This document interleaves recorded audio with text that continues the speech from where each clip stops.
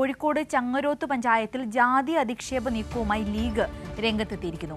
മുൻ പഞ്ചായത്ത് പ്രസിഡന്റിനെ അപമാനിക്കുവാൻ ലീഗ് പ്രവർത്തകർ ചാണകം തെളിച്ചു. സംഭവത്തിൽ വൻ പ്രതിഷേധമുയരുന്നൊരു സാഹചര്യമാണ് ഇപ്പോൾ അവിടെയുള്ളത്. അതെ, നമുക്ക് വിവരങ്ങളിലേക്ക് പോകാമല്ലേ. ചേതൻ സാജൻ ചേരുന്നുണ്ട്. ചേതൻ, തെരഞ്ഞെടുപ്പിന് പിന്നാലെ UDF, കോൺഗ്രസ്, മുസ്ലിം ലീഗ് പലയിടത്തും ഈ നിലയിൽ വ്യാപക അക്രമം അഴിച്ചുവിടുന്നത് നമ്മൾ കണ്ടതാണ്. ഇപ്പോൾ ഇവിടെ എന്താണ് സംഭവിച്ചത്?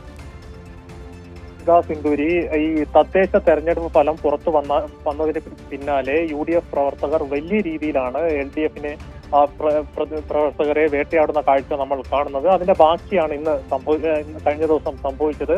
തദ്ദേശ തെരഞ്ഞെടുപ്പ് ഫലം പുറത്തു വന്നതിന് പിന്നാലെയാണ് ഈ കോഴിക്കോട് പേരാമ്പ്രയിലെ ചങ്ങരോത്ത് പഞ്ചായത്തിൽ പഞ്ചായത്ത് ഓഫീസിന് മുൻപിൽ ചാണകവെള്ളം ലീഗ് പ്രവർത്തകർ തളിക്കുന്നത്. പ്രധാനമായും ഇത്രയും കഴിഞ്ഞ 5 വർഷക്കാലമായി പഞ്ചായത്ത് ഭരിച്ചത് LDF ആയിരുന്നു. ഈ തെരഞ്ഞെടുപ്പിൽ UDF ഈ പഞ്ചായത്ത് ഭരണം പിടിച്ചെടുക്കുകയായിരുന്നു. ഇതിന് പിന്നാലെയാണ് അവിടുത്തെ പഞ്ചായത്ത് പ്രസിഡന്റ് ബോധപൂർവം, ഈ പഞ്ചായത്ത് പ്രസിഡന്റ് ദളിത് വിഭാഗത്തിൽപ്പെടുന്ന ഒരാളാണ്, അദ്ദേഹത്തെ അപമാനിക്കാൻ വേണ്ടി ബോധപൂർവം ചാണകവെള്ളം ഈ ചങ്ങരോത്ത് പഞ്ചായത്ത് കാര്യാലയത്തിന് മുമ്പിൽ തളിച്ചതും ആഹ്ലാദ പ്രകടനം നടത്തിയതും ഏതായാലും ഈ വിഷയവുമായി ബന്ധപ്പെട്ട് ശക്തമായ പ്രതിഷേധമാണ് പൊതുസമൂഹത്തിൽ നിന്ന് ഉയരുന്നത്. സംഭവം ഈ പഞ്ചായത്ത് പ്രസിഡന്റിനെ ജാതീയമായി അധിക്ഷേപിക്കുന്നതിന്റെ ഭാഗമായാണ് എന്നതാണ് പ്രദേശത്തെ CPIM പ്രധാനമായും ഉയർത്തുന്ന പരാതി. ഏതായാലും ഈ വിഷയത്തിൽ പൊതുസമൂഹത്തിന് മുമ്പിൽ പ്രതിഷേധം ശക്തമാവുകയാണ്.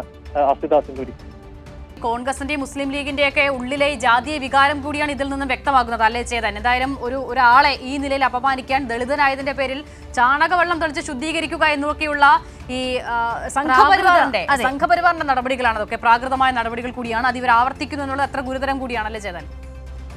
അങ്ങനെ വേണം ഇതിനെ നോക്കിക്കാണാൻ. പ്രത്യേകിച്ച് ഒരു സംഘപരിവാർ രീതിയിലാണ് ഇത്തരം മുസ്ലിം ലീഗ് പ്രവർത്തകർ ചങ്ങരോത്ത് പഞ്ചായത്ത് ഓഫീസിന് മുമ്പിൽ കാണിച്ചത്. തദ്ദേശ തെരഞ്ഞെടുപ്പ് ഫലം പുറത്തു വന്നതിന് പിന്നാലെ ഇങ്ങോട്ടേക്ക് ഇരച്ചെത്തുകയും പഞ്ചായത്ത് ഓഫീസ് കാര്യാലയത്തിന് മുമ്പിൽ ചാണകവെള്ളം തളിക്കുകയായിരുന്നു.